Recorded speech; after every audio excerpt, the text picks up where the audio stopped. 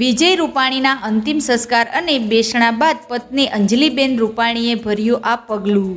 જામનગરના ભાજપ નેતા અને ક્રિકેટર રવિન્દ્ર જાડેજાના પત્ની રીવાબા જાડેજાને ભેટીને કર્યો મોટો ખુલાસો। રાજકારણમાં મચી ગઈ તબાહી, મોદી શાહ પણ ધ્રુજવા લાગ્યા હતા।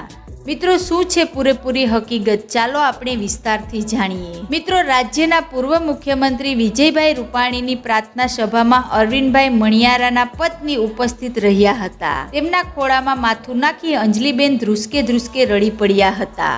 તેમજ ક્રિકેટર રવિન્દ્ર જાડેજાના પત્ની ધારાસભ્ય રીવાબા જાડેજા પણ અંજલિબેનને ગળે લગાવી સાંત્વના પાઠવી હતી।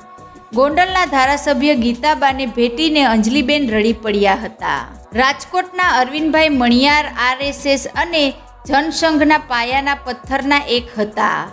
રાજકોટમાં મોટી ટાંકી ચોકની અંદર ડેલામાં માંડવા નાખી 11 લોકોએ જનસંઘની સ્થાપના કરી હતી। ચીમનભાઈ શુકલની સૂઝબૂઝથી કેશુભાઈ પટેલ, અરવિંદભાઈ મણિયાર, વજુભાઈ વાળાને તૈયાર કર્યા હતા। આમ એક પછી એક કાર્યકર તૈયાર થતા ગયા અને આખી પાર્ટી મજબૂત બની ગઈ। સંઘ પરિવારનું ગુજરાતમાં રાજકોટ ઓપી સેન્ટર હતું। ત્યારબાદ 1975માં તેઓ રાજકોટના પ્રથમ મેયર બન્યા હતા। તેમજ 1977માં તેઓ જનસંઘમાંથી ધારાસભ્ય પણ બન્યા હતા। ધ્રુસકે ધ્રુસકે રડી પડ્યા અંજલિ રૂપાણી।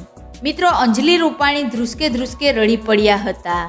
કેન્દ્રીય ગૃહમંત્રી અમિત શાહે તેમને સાંત્વના આપી હતી। સીએમ ભૂપેન્દ્ર પટેલ અને અમિત શાહ, CR પાટીલ, રાજ્યપાલ આચાર્ય દેવવ્રત સહિત રાજકીય અનેક આગેવાનો તેમજ સગા સંબંધીઓ અને રાજકોટવાસીઓ તેમના નિવાસસ્થાને પહોંચીને વિજય રૂપાણીના પાર્થિવ દેહને શ્રદ્ધાંજલિ અર્પી હતી। વિજયભાઈ અમર રહોના નારા લગાવ્યા। મિત્રો, આ સમય દરમિયાન વિજયભાઈ અમર રહોના નારા લગાવ્યા હતા।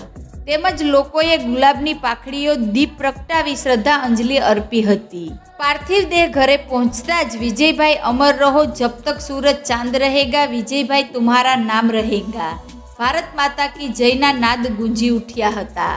મારા રાજકીય ઘડતરમાં રૂપાણીનો મોટો ફાળો, જયરાજસિંહ।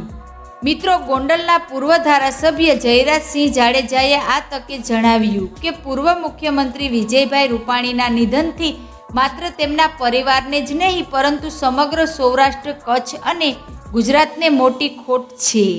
વિજય રૂપાણી સાથેના તેમના સંબંધો નાના ભાઈ જેવા હતા અને રૂપાણીએ તેમને રાજકીય રીતે ઘડવામાં મોટો ફાળો આપ્યો હતો।